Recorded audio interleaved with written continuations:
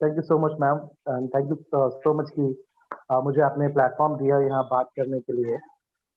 जैसे कि सीमा मैम ने बताया कि मैं एक ब्राह्मण फैमिली से बिलॉन्ग करता हूँ एंड मेरे पापा एक प्रीस्ट है और दादाजी भी मेरे वेल नोन प्रीस्ट है आगरा के। एंड बचपन से ही उन्होंने मेरे ज़हन में डाला कि यार ना तुमको भी यही करना पड़ेगा और तुमको भी यही करना है। तो ठीक है, वो सब चल रहा था। बट जब मैं अपना 12th क्लास में जा रहा था तब मुझे लगा कि नहीं यार ये तो हो ही जाए एंड आने वाले आगे के टाइम में क्या होगा जैसे आजकल के हालात है। अगर आज मैं एक प्रीस्ट होके काम कर रहा होता तो क्या होता? तो 12th क्लास में मुझे लगा कि नहीं यार कुछ अपना करना चाहिए, कुछ अपना करना चाहिए। ठीक है, धीरे-धीरे काम चल रहा था। तो मेरा एक फ्रेंड था जो सिक्योरिटी एजेंसीज़ के साथ में काम करता था। तो उसने मुझे बोला कि यार चलो पार्ट टाइम में ना कुछ हम कर लेंगे, स्टडीज़ भी हो जाएगी। मैंने सिक्योरिटी एजेंसी से काम करना स्टार्ट किया। तो 2016-17 में खुद का एक स्टार्टअप करा सिक्योरिटी एजेंसी में। एक सेलिब्रिटी की सिक्योरिटी मिल गई हमको आगरा शहर में, वो इनॉग्रेशन के लिए आ रहे थे। वहाँ से और अच्छे से काम मिलना शुरू हुआ। बट कहते हैं ना कि भगवान का कुछ और ही मंज़ूर होता है, उन्होंने आपके लिए ना कुछ और ही डिसाइड किया होता है। तो सिक्योरिटी का काम कर ही रहा था, तब भी फैमिली का सपोर्ट नहीं था कि यार एक ब्राह्मण फैमिली से होके आप ये क्या कर रहे हो, आप ये क्या कर रहे हो? ठीक है, कोई नहीं। तो सिक्योरिटी का काम आगरा में चल रहा था, सेलिब्रिटी इनॉग्रेशन के लिए आगरा आए थे, उनकी सिक्योरिटी का काम मिला। देन वहीं से डायरेक्टली ना फरीदाबाद से एक लीड आई कि यार यहाँ पे कुछ सिक्योरिटी का काम स्टार्ट करना है। ठीक है, मैं फरीदाबाद चला गया, घर में थोड़ा झगड़ा भी हुआ, बहसबाजी भी हुई कि नहीं मत करो, पर मैंने कहा नहीं, करना है। तो वहाँ चला गया एंड वहाँ पे जाके ना मतलब लाइफ बिल्कुल 360 डिग्री चेंज हुई। अब सिक्योरिटी के काम में होता है क्या है कि सुबह के 2 घंटे काम करना है और शाम को 2 घंटे काम करना है, बाकी पूरे दिन आप फ्री हो। मैं अपने फ्रेंड के साथ में वहाँ पे शेयरिंग फ्लैट में रहता था, वो अपनी जॉब करता होता था। अब वो सुबह चला जाता था और मैं दिन भर अकेला रहता था क्योंकि 8-9 बजे सुबह अर्ली मॉर्निंग में फ्री हो जाता था और रात को वो 8-9 बजे वापस आता था। उस बीच में मैं क्या करूँ, क्या करूँ, क्या करूँ? तो मैं घर पे बोर ही होना, कितना टीवी आप देखोगे, कितना क्या करोगे? तो मेरे फ्रेंड के एक फ्रेंड है मतलब कॉमन फ्रेंड भी नहीं, एक्quaintances आप कह सकते हो। उनके लिए मैं एक्quaintances था, मेरे लिए वो एक्quaintances थे। तो वो एक बहुत बड़ी मल्टीनेशनल कंपनी में एचआर थे उस टाइम पे। तो उनका कोई कॉन्टैक्ट नंबर नहीं था मेरे पास में, बट कहते हैं गॉड को आपके लिए कुछ और मंज़ूर होता है। तो मैंने उन्हें ऐसे ही एक सोशल मीडिया पे ना मैसेज किया, हाय सर कैसे हैं? क्या चल रहा है आजकल? आप एक कंपनी में एचआर हैं, प्लीज़ अगर आपके पास कोई पार्ट टाइम हो मेरे लिए तो आप मुझे कुछ बताओ। कुछ भी पैसे मिलेंगे मैं कर लूँगा, बट ये टाइम पास होना चाहिए क्योंकि दिन में 8-10 घंटे ना बिल्कुल फ्री रहता हूँ। तो उस समय मैं दिल्ली में एक जगह है जीटीबी नगर से आगे बुराड़ी करके शायद आप लोगों ने सुना भी होगा, मैं वहाँ पे रहता था शेयरिंग फ्लैट पे। और वो जो पर्सन थे, जिनसे मैं कॉन्टैक्ट कर रहा था कि यार अपना कुछ आप पार्ट टाइम मुझे जॉब बता दो। उन्होंने कहा ठीक है मैं तुमको बताऊँगा ये वो। तो उन्होंने 1-2 दिन बाद मुझे दोबारा फ़ेसबुक पे टेक्स्ट किया कि यार मेरे पास एक प्रोजेक्ट है, बहुत अच्छा है और पार्ट टाइम भी है और काफ़ी अच्छा रहेगा आपके लिए, इनकम काफ़ी अच्छी है। मैंने कहा अच्छा ठीक है भैया तो बताओ क्या करना है? तो उन्होंने मेरे को काफ़ी दूर में बुलाया उन्होंने वहाँ हमारे बीबीएस होते थे पहले अगर आपको हमारा बीबीएस होता था पहले, रेवेन्यू अगर मैं बताऊँ तो गाज़ियाबाद। तो उन्होंने बोला कि गाज़ियाबाद आ जाओ करके। तो दिल्ली से गाज़ियाबाद मैंने कहा चलो चले जाते हैं, वैसे भी मैं फ्री था। वहाँ मैं गया, उन्होंने मुझे एक मेट्रो स्टेशन पे पिक करा, कह रहे कि मेट्रो स्टेशन में नीचे इस कलर की गाड़ी खड़ी है ये वो। देन वहाँ फर्स्ट टाइम मैंने अपने अपलाइन मिस्टर ऋतिक खन्ना को देखा, उनसे मेरी वहाँ पर फर्स्ट टाइम मीटिंग हुई। देन वहाँ उन्होंने मुझे कुछ नहीं बताया, कुछ नहीं बोला क्या है क्या नहीं है, सीधा गाड़ी में बैठाया और ले जाके एक मीटिंग में छोड़ दिया। बिठा दिया वहाँ पे कि यार ये है, आप देखो इस प्रोजेक्ट को समझो उसके बाद बात करेंगे। उस मीटिंग की टिकट आज भी मेरे पास है, मैंने बहुत अच्छे से सँभाल के रखी हुई है। मेरा पहला बीबीएस जो था, वहाँ पे जो गेस्ट स्पीकर थे वो मिस्टर राजन वॉरियर थे। तो अब मीटिंग के बाद हम भी पूछते हैं सबसे कि सर कैसा लगा, क्या है ये है वो है। तो मिस्टर राजन वॉरियर को सुनने के बाद मैंने ना शक की कोई गुंजाइश ही नहीं कि यार मुझसे ज़्यादा वेल एजुकेटेड, मुझसे ज़्यादा वेल सेटल्ड पर्सन अगर ये कह रहे हैं और ये कर रहे हैं, तो कुछ गलत नहीं होगा। चलो एक बार ट्राई करते हैं और लगना कुछ है नहीं, कुछ नहीं लगना, उन्होंने कोई लाखों करोड़ रुपए हमसे माँगे नहीं। सिर्फ टाइम ही तो इन्वेस्ट करना और टाइम उस समय मेरे पास बहुत था, तो मैंने कहा चलो यार कर लेते हैं। टाइम भी अपना हो जाएगा, जो बचा हुआ है वो भी कहीं न कहीं इन्वेस्ट हो जाएगा, थोड़े बहुत अगर पैसे भी आएँगे, तो चलो ठीक है खर्चा भी निकल जाएगा। तो मैंने करना स्टार्ट करा, फिर 1-2 दिन बाद मेरे अपलाइन जो थी वो मेरे फ्लैट पे आ गए, उन्होंने बैठ के बातचीत की मुझसे, फिर उन्होंने कन्वेंशन की टिकट दे दी मुझे ना। पहला कन्वेंशन मैंने अभी भी सँभाल के रखा हुआ है, पहले कन्वेंशन की टिकट। वहाँ पे मिस्टर पीटर कॉक्स थे। उनकी लाइन ड्रीम इज़ एवरीथिंग हम सबको आज प्रभावित करती है। बस पीटर कॉक्स को देख के मुझे लगा कि यार ये अगर इस बैकग्राउंड से आके और यहाँ इतना बड़ा बिज़नेस क्रिएट कर सकते हैं तो मैं भी कर सकता हूँ, मैं क्यों नहीं कर सकता? मैं भी कर सकता हूँ, हमारे पास कॉन्टैक्ट भी है। लिस्ट लिस्ट ही तो बनानी है, लोगों से बात ही तो करनी है। आज भी तो वैसे भी हम रास्ते में अगर जा भी रहे हैं, कुछ पता भूल गए, कुछ भूल गया, टाइम ही पूछना हुआ, हम किसी भी अजनबी इंसान से बात तो कर ही लेते हैं 2 मिनट, हाँ जी सर टाइम क्या हो रहा है? ये रास्ता कहाँ पे है? तो बात करने में प्रॉब्लम क्या थी? तो मैंने कहा ठीक है करते हैं, करना स्टार्ट किया। देन मेरी अपलाइन ने सबसे अच्छा काम ये किया, मुझे ना कुछ ऑडियोज़ फॉरवर्ड, उन्होंने कहा, "यार देव ये ऑडियोज़ हैं, आप इसको सुनो और फिर मुझे बताना।" 2 ऑडियोज़ थे, मुझे आज भी याद है। एक था आर डी श्रीवास्तव सर का, दूसरा हमारे फाउंडर्स एमरल अमित एंड गीतिका सहगल जी का ऑडियो था। एंड वो शायद किसी बीबीएस को संबोधित कर रहे थे। वहाँ पे वो कुआलालंपुर के ट्रिप के बारे में अपनी बात कर रहे थे। एंड जब मैंने अमित एंड गीतिका जी को सुना वहाँ पे ना, तो मुझे लगा कि हम दिल्ली में हैं, तो एक बार तो मिलना ही चाहिए, देख भी लेना चाहिए। तो फिर काफ़ी टाइम उनको देखने का मौका मिला, उनसे सीखने का मौका मिला जनकपुरी क्लब में और काफ़ी सारे सेशंस के अंदर में। तो इतना हम्बल, इतना सिंपल बैकग्राउंड और इतने सारे चैलेंजेस भी थे उनके साथ में, अपने स्टार्टिंग के बिज़नेस डेज़ में। एंड मेरे साथ मुझे लगा कि यार अगर इतने सारे चैलेंजेस में और अगर ये लोग कर सकते हैं, तो मेरे पास तो ऐसा कुछ फिलहाल चैलेंज भी नहीं। तो मैंने फिर जो हमारे अपलाइन है मिस्टर ऋतिक खन्ना, कहिए सर आप मुझे रख लो जिस टाइम में मैं फ्री रहता हूँ। मैं उस समय दिल्ली में ही था। तो जिस भी प्लान में आप जाओ, जिस भी मीटिंग में आप जाओ, बस मेरे को आप लेके चलो, मेरे को लेके चलो। तो 5-6 महीने ऐसे चले गए सीखने-सीखने में। हालाँकि स्टार्टिंग में हो सकता है शायद मैं इतना सीरियस भी नहीं था उस चीज़ को लेके। प्लान मैं दिखाता नहीं था उस टाइम पे। तो ठीक है, उनके साथ मैं रहा, बहुत सारी चीज़ें गई, इतने सारे ऑडियो सुने, मीटिंग्स देखी। एंड अगर मैं बात करूँ ड्रीम की कि मेरे को ड्रीम कहाँ से जगा, तो मेरे अपलाइन मिस्टर ऋतिक खन्ना को देख के मेरे को बड़े सारे ड्रीम्स हुए। वो बड़े पैशनेट थे हर चीज़ हर एक ड्रीम को लेके कि यार ये करना है तो करना ही है। और फिर मैंने ड्रीम बुक देखी, उन्होंने अपना ऑफिस डिज़ाइन किया हुआ था उनके विज़न बोर्ड्स वगैरह पे। मैंने बहुत कुछ देखा। तो मुझे पहले स्टार्टिंग में क्या लगता था टू बी वेरी फ्रैंक, यार ठीक है ना, ऐसी फ़ोटो काट के लगा लेते होंगे, होता होगा, नहीं होता होगा, क्या पता? हमें कौन-सा पता चलता है? स्कूल में भी तो होता था, टीचर ने कहा जाओ एससीपीडब्ल्यू की एक बुक बनाओ, काट के लेके आओ जाओ, प्लस बी माइनस जो भी मिलना होगा मिल जाएगा। मुझे लगा ऐसे काट के लगा लेते होंगे, उसमें कौन-सी बड़ी बात है, क्या ही हो जाता होगा, हमें क्या पता? तो बट जब मैं खुद उनके साथ में रहा, सीमा मैम, कमल सर के साथ मैं मिला उनसे, सुशील सर, अश्विनी मैम, जब मैंने देखा कि नहीं यार, सच में लोगों के ड्रीम्स पूरे होते हैं, तो मुझे भी ना अपने ड्रीम्स लिखने चाहिए। तो मेरे को ना इस तरह का लिस्ट रजिस्टर दिए उन्होंने ना, हम भी आज देते ही हैं सबको, कहा अपने ड्रीम्स लिखो इसके ऊपर ना। मैंने फ्रेंड्स मेरे अपने ड्रीम लिखना शुरू किए। मैंने अपने 100 ड्रीम्स यहाँ पर लिखे। एंड मैं आपको सच बताऊँ मैजिक क्या हुआ, पहले मुझे लगता था कि यार लिखने से क्या हो जाएगा, पूरे थोड़ी हो जाएँगे। 2 साल के अंदर में जो 2 से साल से ज़्यादा हो गए इस बिज़नेस के अंदर, 100 में से 31 ड्रीम्स मेरे कंप्लीट भी हो चुके हैं, उन पे टिक भी लग चुका है। छोटे-छोटे ड्रीम्स थे, हो सकता है आपके लिए कुछ ज़्यादा बड़े ड्रीम्स थे, बट मेरे बहुत छोटे-छोटे ड्रीम्स थे। जैसे आज 6 महीने मोबाइल चेंज करना है या इस तरह की चीज़ें थी। तो जब होने लगा तो मुझे लगा हाँ यार, होता तो है। अब अपने बिज़नेस एक्सपीरियंस की बात करूँ तो मेरे साथ 2 बड़े एक बड़ा अच्छा-सा एक्सपीरियंस हुआ, दूसरा बड़ा अजीब-सा एक्सपीरियंस हुआ। जब मैं दिल्ली में अच्छा खासा मतलब थोड़ा बहुत तो होना स्टार्ट हुआ था। शायद उस समय मैं एलसी के लिए काम कर रहा था। जब वो होने ही वाला था, हो ही रहा था, धीरे-धीरे लोग आ ही रहे थे, एप्लीकेशंस आ रही थी। तो जो मेरे स्पॉन्सर थे, रिमेंबर मैंने बताया मेरे स्पॉन्सर जिन्होंने मुझे ऋतिक जी से इंट्रोड्यूस कराया, जो एक्वाटेंसिस थे, उनका मेरे पास एक दिन कॉल आया, "यार बिज़नेस ऐसा है, ये है, वो है, मैं तो छोड़ के जा रहा हूँ और तुम्हें करना है तुम देख लो अपना, मेरे को तो नुकसान हो गया, ये हो गया, वो हो गया।" बड़ी अजीब-सी उन्होंने मेरे से बातें करी।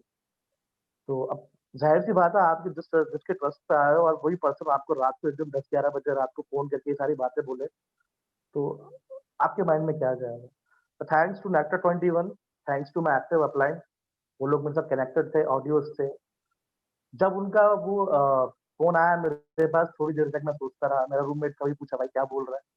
तो मैंने कहा, "ऐसी-ऐसी बात हो गई है।" कहता है, "ऐसे कैसे हो गया? अब जो बंदा लाया वही छोड़ रहा था, कैसे होगा?" एंड सडनली मैंने तो सीधा कुछ भी नहीं किया, एक ऑडियो चलाई, सुशील सर की थी, सबसे आगे होंगे हिंदुस्तान में।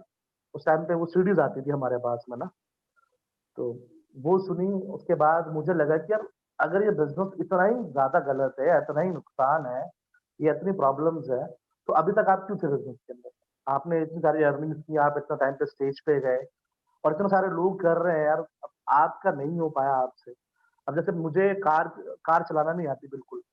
अब मुझे कोई गाड़ी दे दे और मैं उसको ना चला पाऊँ और मैं कह दूँ कार ही बेकार है, कार बेकार है, गाड़ी बेकार है ही बेकार। तो वो गाड़ी थोड़ी बेकार हो जाएगी, भई मुझे चलाने नहीं आती, प्रॉब्लम तो मेरे अंदर है ना, अब गाड़ी तो भई सब चला रहे हैं, मैं नहीं चला पा रहा तो मेरी प्रॉब्लम है। तो ये चल रहा था, उसी दौरान मुझे वापस आगरा अपने होम टाउन शिफ्ट करना पड़ा एंड जब मैं आगरा होम टाउन मैंने शिफ्ट किया, यहाँ भी थोड़ा-थोड़ा काम स्टार्ट हुआ एंड जो कहते हैं ना किक मिलनी चाहिए आपको ना ऊपर जाने के लिए, कुछ और करने के लिए, आप इंस्पायर कैसे हो सकते हो? तो मुझे याद है कि हम ऋतिक सर जो है मेरी जो एक्टिव कोर अपलाइन है, वो हर हफ्ते दिल्ली से आगरा ट्रैवल करते थे जस्ट कि हम साथ में मिलके काम करें, मिलके प्लान्स दिखाएँ और बिज़नेस बड़ा हो सके, इतना सिर्फ़ मेरे को सपोर्ट करने के लिए और ज़ाहिर-सी बात है अगर आप एक शहर से दूसरे शहर आप आते हो तो खर्चा लगता ही है।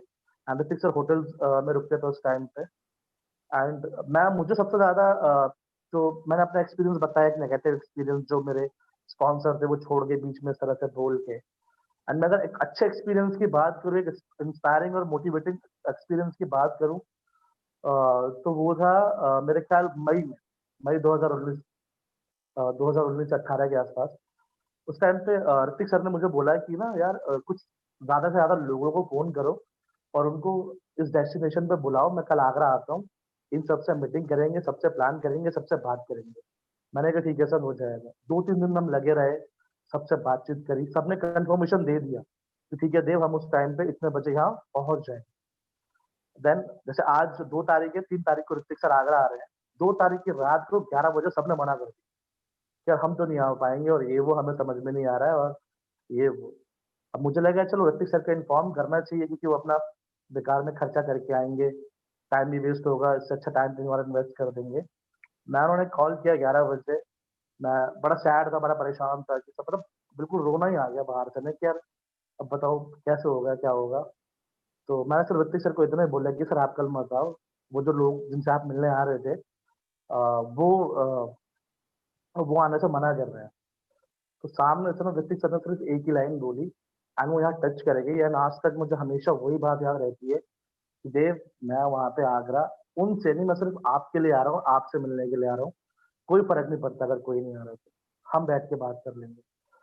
एंड वो पूरी रात का शूट है, मुझे अब गूज़बम्प भी आ रहे हैं। मैं पूरी रात सोया नहीं एंड उस दिन मैंने ये शॉर्ट ड्रीम तो मुझे बहुत पहले बोला था उन्होंने लिखने के लिए एंड मैं उस पूरी रात सोया नहीं और मैंने शॉर्ट ड्रीम सोच-सोच के भले ही छोटे थे, बड़े थे, जैसे भी थे, पूरी रात मैं सोया नहीं, पूरी रात बैठ के मैंने शॉर्ट ड्रीम्स लिखे, ताकि मैं अगर कल उनसे मिलूँ तो एक अच्छी चीज़ तो होनी चाहिए मेरे पास में। देन मैं सुबह उनसे मिलने गया, पिज़्ज़ा हट में मिले और वहाँ पे सिर्फ़ हमने पिज़्ज़ा खाया, कोल्ड ड्रिंक पी होगी और 1-2 घंटा स्पेंड किया साथ में। बस उसी मोमेंट में मेरे को लगा कि यार यहाँ पे अगर इतना सपोर्ट मिल रहा है आपको, वरना आप ही बताओ ना अगर मैं किसी जॉब में होता, मेरे बॉस ने मुझे कोई टारगेट दिया होता और बॉस आ रहा होता और मैं नहीं कर पाता वो काम और बॉस आ जाता अपना खर्चा करके, तो मेरे क्या ही हाल करते। उस दिन मुझे लगा कि नहीं यार, there is something big in this business, कुछ बड़ा है बिज़नेस के अंदर और हमें सीरियसली इसे लेना चाहिए और सीरियसली बिल्ड करना चाहिए। देन मैंने भैया से बात ऋतिक सर से बात करी कि सर अब कुछ बड़ा करना है, आप मुझे कुछ बताओ क्या करना चाहिए, कैसे करना चाहिए? तो उन्होंने कहा बिना सोचे समझे ना आप दिल्ली शिफ्ट करिए दोबारा। अब दोबारा दिल्ली शिफ्ट करना बहुत बड़ा चैलेंज था मेरे लिए क्योंकि फाइनेंसेस की प्रॉब्लम थी मेरे पास में और जैसे मैंने पहले बताया पहले बिज़नेस में फैमिली का इतना सपोर्ट नहीं था। वो ये कहते थे यार प्लीज़ का काम करना स्टार्ट कर दो, जो पैसे चाहिए होंगे हम देंगे। तो मुझे वो उतना समझ में नहीं आया, तो क्या करूँ, क्या करूँ? तो जो मैं सिक्योरिटी का काम करता था, वहाँ पे कुछ पेंडिंग पैसे थे मेरे, वो मैंने लिए वहाँ से। उसके बाद भी थोड़े पैसे कम लग रहे थे, तो मैंने अपनी बाइक बेच दी और मैंने अपनी बाइक बेच दी। जितने भी डिसीज़न मैंने लाइफ़ में लिए, चाहे छोटे-बड़े या कुछ भी, आज भी मैं अपनी अपलाइन से पूछ के लेता हूँ कि ये करना चाहिए कि नहीं करना चाहिए, ऐसा होना चाहिए कि नहीं होना चाहिए। एंड मुझे लगता है हम सबको अपनी अपलाइन से पूछ के ही सारे काम करने चाहिए बिकॉज़ वो हमसे ज़्यादा कहीं न कहीं एक्सपीरियंस्ड है, उन्होंने हमसे ज़्यादा चीज़ें देखी हुई हैं। तो मैंने उनको बताया कि ऐसे-ऐसे बाइक का हो रहा है। उन्होंने पहले कहा टू व्हीलर लेके आना ताकि अच्छे से मतलब घूमने में हेल्प हो दिल्ली के अंदर लोकल में घूमेंगे तो। बट वो बाइक इतनी खराब थी, उसमें पैसे इतना लग रहे थे, उससे ज़्यादा उसको बेचने में मिल रहे थे। तो मैंने अपनी बाइक सेल कर दी एंड मैं नेक्स्ट डे दिल्ली जाके शिफ्ट हो गया। एंड दिल्ली में एक रूम देखा, छोटा-सा बड़ा, बिल्कुल थर्ड फ्लोर पे। मैं टेरेस पे जो रूम होता है ना, टेरेस पे रूम था जाके, और गर्मी बहुत लगती थी उसमें ना, गर्मी का टाइम पे, क्योंकि टेरेस पे रूम है, बहुत गर्मी होती थी वो। कोई नहीं, एसी का पहले कूलर का जुगाड़ किया, फिर थोड़ा पैसा आ गया बिज़नेस से, तो एसी का जुगाड़ कर लिया रेंट पे। अब बारिश के मौसम में ना वो छत भी टपकने लग गई उसकी, और छत बहुत छोटा-सा कमरा था एंड बारिश के टाइम पे उसकी छत भी टपकती थी, बट फिर भी शिकायत नहीं की मैंने कभी भी कि यार मैं आपने दिल्ली बुलाया, ऐसा हो गया, वैसा हो गया, ये हो गया। ये मुझे पता था कि यार एक ना एक दिन तो मतलब, अगर हम गोल अपना अगर आपका गोल है कि आप अपना गोल लेके चल रहे हो और आप डिटरमाइंड हो कि आपको करना ही करना है। अब जैसे कि आप सोच लो, यहाँ से मुंबई जाना ही जाना है, बहुत ज़रूरी है मुंबई जाना। दुनिया की कौन-सी ताकत है जो आपको रोक सकती है वहाँ जाने से? डेस्टिनेशन आपको पता है, सड़क आपको पता है, कितना सारा रास्ता है बॉम्बे जाने का। आगरा से दिल्ली जाने के 3-3 रास्ते था। अगर आप एक बार सोच लो कि यहाँ पहुँचना है तो बिल्कुल आप पहुँच सकते हो। छत भी टपकती थी, ठीक है, धीरे-धीरे हुआ, बिज़नेस तो थोड़ा ग्रो करा। एंड फिर उन्होंने बोला ना मेरे को कि यार डेट लिखनी पड़ेगी हमें गोल्ड के साथ, कि कब आपको सिल्वर करना है, कब आपको गोल्ड जाना है, कब आपको प्लैटिनम जाना है। मैंने कहा ठीक है जी, बिल्कुल हो जाएगा, क्योंकि अब पूरा ट्रस्ट था कि यार अब जो भी है बिज़नेस ही है। घर से तो आ गया भाई मैं यहाँ पर ना, बाइक बेच के, ये करके, वो करके, वापस जा ही नहीं सकते। छोड़ना नहीं है, बस ये सोच रखा था कि छोड़ना नहीं। एंड एक राजगृह में बहुत ज़्यादा परेशान हो गया था, तो जो मेरे अपलाइन है ऋतिक सर, उनके घर से वॉकिंग डिस्टेंस पे मैंने वो फ्लैट रेंट पे ले रखा था। और एक दिन रात को परेशान हुआ, मैंने उन्हें फ़ोन किया, भैया नींद नहीं आ रही करके, तो भैया ने बुला लिया, क्या हो, चलो बात करते हैं, क्या बात है। ऐसी बात-वात करी, बड़ा अजीब-सी फीलिंग्स थी वो ना, कि कुछ हो नहीं रहा है, ये है, वो है। तो भैया ने कहा ठीक है, जो भी है, मतलब भैया उन्होंने बताया कैसे होना चाहिए, क्या होना चाहिए। एट लास्ट उन्होंने बोला कि जब भी छोड़ने का मन करे, तो एक बार ये ज़रूर सोचना कि शुरू क्यों किया था? अगर छोड़ना है ठीक है, बट स्टार्ट ही क्यों किया था कि अगर छोड़ना है? तो टचवुड उसके बाद से कभी ये फीलिंग नहीं आई कि यार छोड़ देना चाहिए, होगा नहीं, होगा नहीं, होगा नहीं। जब तक आप सोचोगे कि होगा नहीं, तब तक बिल्कुल भी नहीं होगा। अगर आप सोच लो कि होगा, तो हो जाएगा। चलता रहा, फिर डेट लिखी कि जून में, 2019 जून में सिल्वर करेंगे, ठीक है। एंड फ्रेंड्स ट्रस्ट मी, जो डेट लिखी थी, जून मेरा बर्थडे मंथ होता है, तो उसी मंथ में सिल्वर हो भी पाया। एफर्ट्स भी लगे, मेहनत भी लगी थोड़ी-सी, ज़ाहिर-सी बात है, अपलाइन का पूरी टीम का पूरा सपोर्ट था, बहुत ज़्यादा सपोर्ट था। उसके बाद मैंने एक ड्रीम लिखा कि अब मिशन ड्रीडरी के साथ ना एक बार फ्रेम में आना, फ़ोटो तो एक चाहिए उनके साथ। एंड गेस व्हाट, पता भी नहीं था जिस टाइम पे मैंने ड्रीम लिखा था, मैंने 1 साल पहले लिखा है कि भाई जून में सिल्वर होगा और मिशन ड्रीडरी के साथ एक फ़ोटो लेनी है। एंड जिस महीने हमने सिल्वर किया, उसके अगले महीने ही गोल्ड डायमंड था जुलाई के अंदर, एंड मिशन ड्रीडरी वहाँ पे स्पीकर थे, तो उनसे मिलने का मौका मिला। तो फ्रेंड्स, कुछ तो है ना, मतलब मेरा ख्याल कि कोई तो पावर है, जब आप ये सारी चीज़ें लिखते हो और इसके लिए डेडिकेट डिटरमाइंड होके काम करते हो, तो कोई तो चीज़ है जो आपको वहाँ तक कनेक्ट करने की कोशिश करती है। जैसे शाहरुख खान का डायलॉग है कि अगर किसी चीज़ को शिद्दत से चाहो तो पूरी कायनात उसे मिलाने में जुट जाती है। तो सर, आज बिज़नेस में आप जो भी करना चाहो, वो बिल्कुल हो सकता है। देन उसके बाद अगर मैं बात करूँ कि एमवे प्रोडक्ट्स के एक्सपीरियंस कैसे रहे मेरे, प्रोडक्ट्स काफ़ी अच्छे थे। स्टार्टिंग में जब पहली बार मुझे लेने थे ना प्रोडक्ट, फर्स्ट टाइम जब अपलाइन ने क्या किया, अभिषेक भैया ने कहा कि प्रोडक्ट्स लेने हैं आपको, तो मैंने वो ट्राई में चलो 4 साढ़े 4 हज़ार के ले लेते, उस समय ऑफर भी था वो, 4,000 पे कुछ शायद 300-400 रुपए का कुछ फ्री था। तो वो यूज़ करना स्टार्ट किया। डेली ओमेगा का प्रोटीन, बहुत ज़्यादा फ़ायदा मिला उससे। एंड आज मैं अच्छे से लोगों को बोल सकता है कि पीटीओ, अगर ओपीडी से बचना है तो आपको पीटीओ करना चाहिए, पीटीओ लेना चाहिए। घर में ही मैंने स्टार्ट करवाया वो। एंड धीरे-धीरे बिज़नेस में चल रहे थे। तो गोल गोल सेट करना, हम भैया ने हमेशा सिखाया है कि कोई भी आपका गोल हो या कुछ भी आप काम कर रहे हो, आपको ना अकाउंटेबल होके करना चाहिए। आप ऑन पेपर्स करो सारी चीज़ें। 1 तारीख को आपका गोल बन जाना चाहिए। ईयर एंड पे आपको नेक्स्ट ईयर का पहले डिसाइड कर लेना चाहिए कि आप मंथ से नेक्स्ट ईयर आपका गोल क्या है, आप क्या करना चाहते हो, ताकि आप उस हिसाब से काम कर सको। ग्रुप चार्ट बनाना उन्होंने सिखाया है कि यार इस तरह से आपको काम करना चाहिए।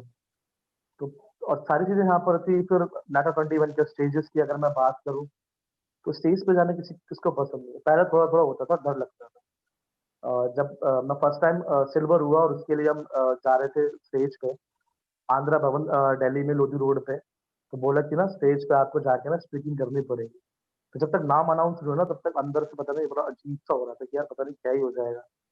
बट जब आप स्टेज पे जाते हो तो ज़ाहिर-सी बात है पावर आपको अलग से मिलती है वहाँ पे। एंड नेट 21 का एनवायरनमेंट इतना अच्छा है फ्रेंड्स कि अ, कोई भी प्रॉब्लम हो आपकी ना, कोई भी बिज़नेस में कोई भी प्रॉब्लम हो, कोई भी, सारे सवालों के जवाब है यहाँ पे। बस एक ऑडियो से कनेक्ट करना, अपलाइन आपको हमेशा सपोर्ट करती है, बशर्ते कि आप उनको अच्छे से बता रहे कि 3 चीज़ें हैं, जैसे बाहर के लोग कहते हैं कि डॉक्टर, पुलिस और वकील से कुछ छुपाना नहीं चाहिए, सेम यहाँ भी अपनी एक्टिव कोर अपलाइन से कुछ भी छुपाना नहीं चाहिए और दूसरों के बिज़नेस में देखना नहीं चाहिए, क्रॉस लाइनिंग नहीं करनी चाहिए, ज़ाहिर-सी बात है। इसका बड़ा ध्यान रखना पड़ता था ना एंड मैंने देखा भी कि हमारी अपलाइन बड़ा ध्यान रखती है क्योंकि जब हम बिज़नेस मीटिंग्स में जाते हैं तो उन एक ही सेम ग्रुप के बड़े सारे लोग होते हैं ना अलग-अलग रैंक्स के, तो बड़ा ध्यान उसका हमारी अपलाइन रखती थी। फिर हमने भी रखना स्टार्ट किया जब हमारे नीचे डाउनलाइन्स आए और कभी भी ना ये नहीं सोचा कि यार ठीक है, हो नहीं रहा, बड़ा लेट हो गया, बड़ी देर हो गई, इतनी जल्दी हो जाना चाहिए था। बिज़नेस एक प्रोसेस है, जैसा मेरी अपलाइन हमेशा कहती है कि जॉब्स इवेंट्स होती है, बिज़नेस एक प्रोसेस है, प्रोसेस में टाइम तो लगता ही है। और वैसे भी जी अगर 6 महीने पहले ही हो अगर होना ही होता तो फिर ये 6 महीने भी तो कहीं न कहीं निकल ही जाएँगे ना, जब आप सोच रहे हो कि अरे 6 महीने बहुत हो गए, 6 महीने का आप गोल डिसाइड करवा रहे हो, 6 महीने बाद होगा। मत अगर नहीं भी करोगे 6 महीने का गोल सेट करके 6 महीने काम करो नहीं करोगे, जो आपकी अपलाइन कह रही है, तो वैसे भी सर ये 6 महीने ऐसे ही निकल जाने यूट्यूब और व्हाट्सएप देखते-देखते। जब लॉकडाउन जब हुआ, लग रहा था यार कैसे महीने 90 दिन 100 दिन वहाँ भी तो ऐसे ही चले गए ना, पता चला किसी को। उस टाइम भी अगर उससे पहले अगर कोई गोल होता, उससे पहले जैसे लास्ट ईयर की अगर मैं बात करूँ, हमने एक गोल रखा हुआ था प्लैटिनम का, कि मुझे प्लैटिनम करना है जून 2020 तक, मेरा बर्थडे मंथ होता है जून, जैसे मैंने पहले बताया।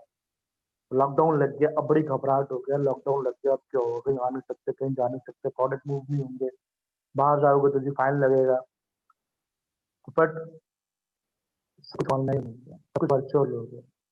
पहले होता था दिल्ली के अंदर-अंदर घूमने में ना 1 डेढ़ घंटा लगता था। कन्वेंस का खर्चा, फिर आप बैठो किसी रेस्टोरेंट में, वहाँ भी ज़ाहिर-सी बात है कुछ ना कुछ तो खर्चा लग ही जाता है। बट अब कुछ वर्चुअल हो गया, आपके तो सारे पैसे बच रहे हैं। तो जब ये पैसे बचना स्टार्ट हुए, अब मैं आगरा में हूँ, मेरे घर में, जब पैसे बच ही रहे हैं तो मुझे लगा कि ये कुछ और इसको इन्वेस्ट कर देना चाहिए। तो मैंने आप पीछे देख रहे होंगे ये, मैंने एक छोटा-सा ऑफ़िस सेटअप करा ये, इस तरह की टॉप लाइट्स लगा ली मैंने। तो ये बिल्कुल भी मुश्किल नहीं है और कोई भी खर्चा नहीं है। जितना आप खर्च कर रहे थे ना अभी तक, उससे तो कम ही होगा ये। और ये ऊपर आप ये देख सकते हैं अंदर सर्टिफ़िकेट्स वगैरह जो मेरा विज़न बोर्ड मैंने ऊपर लगा रखे हैं। तो ये जब हमारे खर्चा बच ही रहा है तो क्यों ना हम इसको अपने बिज़नेस में इन्वेस्ट करें। क्योंकि अब कहीं जाना तो है नहीं। पहले तो हम रेस्टोरेंट्स को ऑफ़िसेज़ बना लेते थे या कहीं बैठ के बात करते थे। बट अब बड़ी सारी सेविंग्स हो रही है। मीडिया रैक्स आप 3 महीने का, 6 महीने का, 1 साल ले सकते हो। ये सारी चीज़ें कर सकते हो। और अगर मैं नेटो 21 के प्रिंसिपल्स की बात करूँ, हमें कोर को हमेशा फ़ॉलो करना चाहिए। कोर के क्या स्टेप्स हैं हम सबको पता है और जो हमारे 6 स्टेप्स हैं, वो तो मोस्ट इम्पोर्टेंट ही हैं। 6 स्टेप में सबसे पहला स्टेप ड्रीम ही क्यों रखा मिस्टर जिम रॉनन ने, ये सोचने वाली बात है। बिकॉज़ यहाँ पे तो कुछ और इन्वेस्टमेंट है ही नहीं ना। अगर कुछ चीज़ है जो यहाँ पे दाँव पे लगी हुई है, तो वो आपका ड्रीम है। अगर आप सीरियस हो अपने ड्रीम के लिए, तो हो जाएगा कोई मुश्किल नहीं। बट क्या आप सीरियस हैं? क्या आप डिटरमाइंड होके काम कर रहे हैं? क्या आपका गोल कार्ड रेडी है? क्या आपकी पूरे साल की प्लानिंग रेडी है? क्या आप हर चीज़ अपने अपलाइन से पूछ के कर रहे हैं? क्योंकि हमें बिज़नेस में अपने अपलाइन से बिना पूछे कुछ नहीं करना चाहिए। इसमें कोई अहंकार या एटीट्यूड वाली बात नहीं है। अरे जी, मैं क्यों पूछूँ? मुझे तो जी बहुत ही मालूम है जी। ये बहुत ही मालूम होता तो शायद आज मैं भी डायमंड ही होता, अगर इतना ही मालूम होता तो। तो बट हमें उनसे सीख के काम करना चाहिए, क्योंकि हम अगर कोई गलत स्टेप भी लेंगे बिज़नेस के अंदर तो ज़ाहिर-सी बात है, हमारी वजह से उनको कोई नुकसान नहीं हो जाए ना। खैर उनको तो नुकसान होगा ही क्या, जो उनकी तो बड़े सारे लैग्स है, अपलाइन की हमेशा बहुत सारे लैग्स होती है। बड़े सारे लोग होते हैं जिनके साथ वो अलग-अलग काम कर रहे होते हैं। बस स्टिल हमें अपने लिए, अपने बिज़नेस के लिए, अपने प्रॉफ़िट के लिए, अपने सिक्योर्ड फ्यूचर के लिए हर चीज़ पूछ के करनी चाहिए, बिना पूछे नहीं करनी चाहिए। काउंसलिंग मैं समझता हूँ महीने में 1 बार तो ले लेनी चाहिए अपने अपलाइन से। 2 बार मिल जाए तो बहुत अच्छी बात है।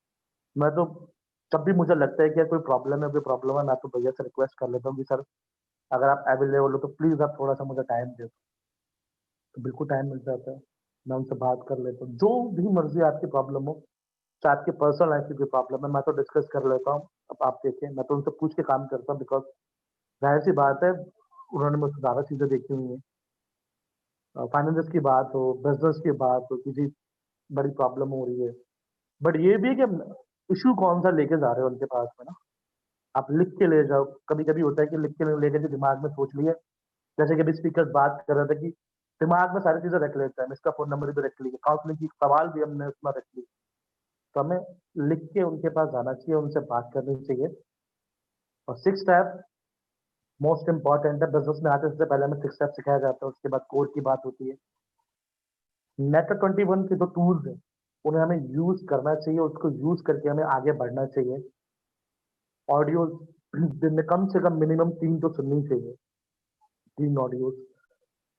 24th को मिस साला की एलसी मीटिंग है, लीडर्स की मीटिंग है, एलसी गो हो रहा है, आप देखो। गो डायमंड होता था, अब गो एलसी हो रहा है।